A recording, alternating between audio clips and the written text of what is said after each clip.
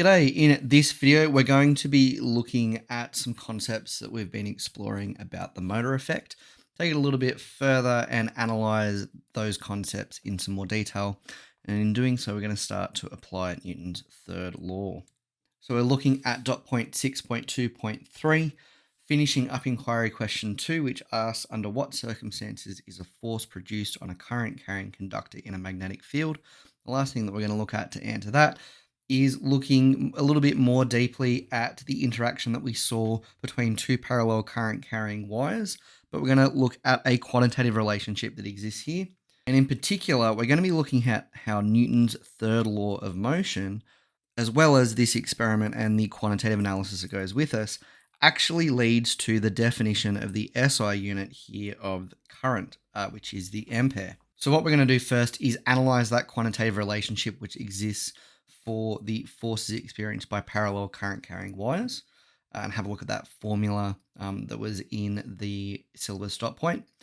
We're then going to demonstrate that the forces applied by both of those parallel current carrying wires obey Newton's third law, and then look at how the experiment and the analysis that goes with it leads to the definition of current measured in amperes. So first off, our experiment where we are looking at forces experienced by parallel current carrying wires.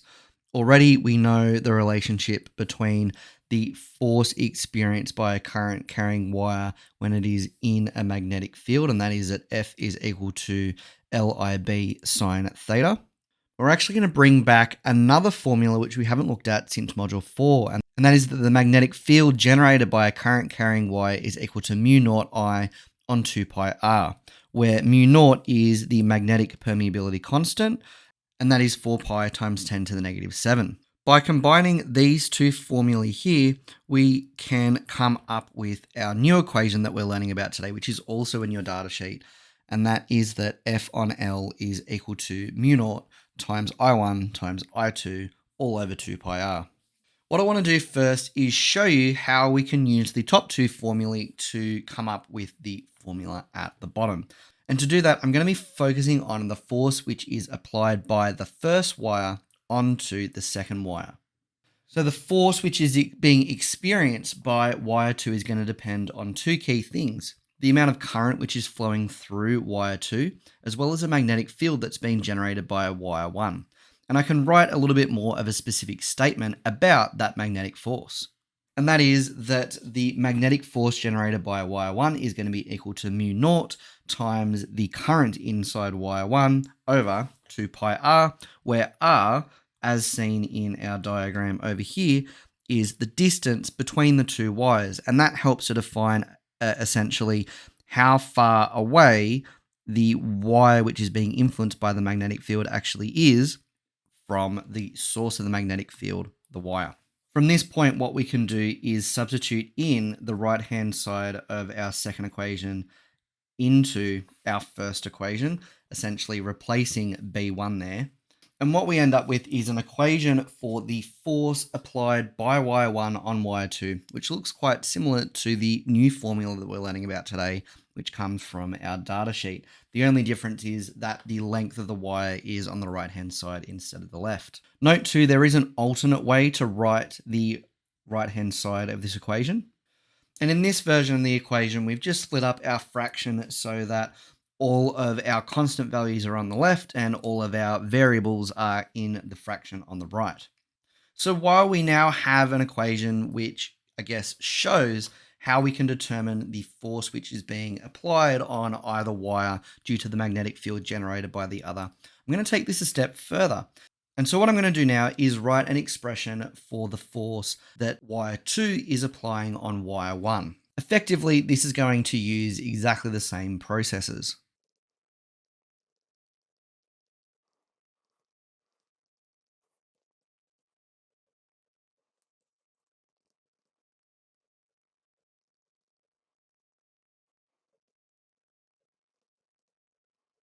What we should notice here is that the currents that are being substituted into the first formula, as well as the magnetic fields being substituted in, have flipped around, because in this case, we're looking at the force that's being applied by the second wire onto the first Therefore, in this first formula, we're concerned about the current in the first wire and the magnetic field generated by the second. But what we should notice is once we've combined our first two formula, we end up with an equation that represents both forces which are effectively identical. From this, what we can assume is that both forces are equal in magnitude. This kind of statement should look quite familiar, as it should start to look pretty similar to Newton's third law. So from the analysis of our equations previously, we were able to determine that the force that wire 1 exerts on wire 2 is equal to the force that wire 2 exerts on wire 1. What this means is that we have equal magnitudes, however, we still need to use right-hand rule to be able to determine the directions of the force. An example of that is shown in the diagram on the bottom right corner. It should also be noted that we could have a similar diagram where I1 and I2 are anti-parallel to each other, meaning that, for example, I2 might be pointing in the lower direction. In any case, the conclusions that we can make conceptually will still be the same, and that is regardless of what the current direction is, the applied forces will always be in opposite directions. They'll either be pushing against each other like this, or the forces may be going outwards instead. But you will always end up with a pair of forces which are equal in magnitude but opposite in direction, making this a Newton's third law pair. So what's interesting about this experiment is it was quite fundamental in allowing scientists to define a good number of fundamental measurements which are commonly used in physics. So if we read here the definition of what an ampere is, essentially we're saying it's constant current, which if we maintain it but in two separate straight parallel conductors that have an infinite length, have a negligible cross section, we place them 1 meter apart in a vacuum, the current in those wires would produce a force which is equal to 2 to the 10 times 10 to the negative 7 newtons per meter of length of wire. If those wires are able to produce this amount of force per unit length, then we have 1 ampere of current. That is the definition of 1 ampere.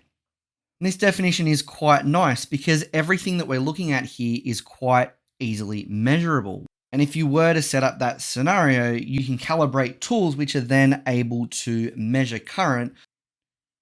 So looking at this formula here, which again is reflective of the one that's in your data sheet, we have force per unit length on one side. We're saying that this force per unit length would be 2 times 10 to the 7 newtons for every meter of wire that we've got. We're saying here that that number would be equal to the permeability of free space, or the magnetic permeability constant. That one gets both the names.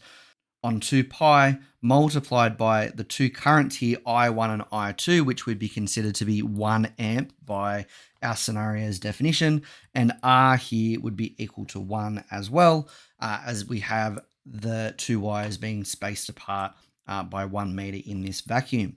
What that means is mu naught on 2 pi is equal to 2 times 10 to the 7 newtons per meter, which also means that we can get this mu naught value to be 4 pi times 10 to the negative 7.